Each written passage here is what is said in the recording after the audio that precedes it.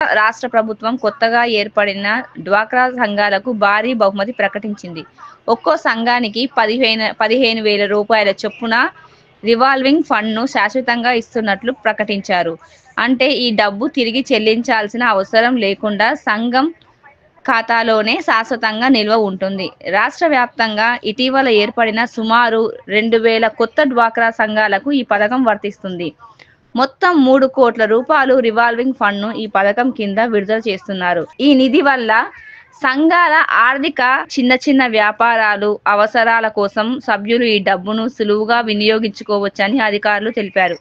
అదే సమయంలో గ్రామీణ ప్రాంతాల అభివృద్ధికి కూడా ప్రభుత్వం చేయూతనిస్తుందని, గ్రామీణ రోడ్ల నిర్మాణం, మరమ్మతుల కోసం 47.84 కోట్లను విడుదల చేసింది. మహిళల సాధికారిత, గ్రామీణ అభివృద్ధి, పర్యావరణ పరిరక్షణ 3 రంగాల్లో ఒకేసారి ప్రభుత్వం చొరవ చూపడం హర్షణీయంగా ముఖ్యంగా డ్వాక్రా మహిళలకు ఈ శాశ్వత నిధి నిజంగానే బంపర్ గిఫ్ట్లా కనిపిస్తుంది.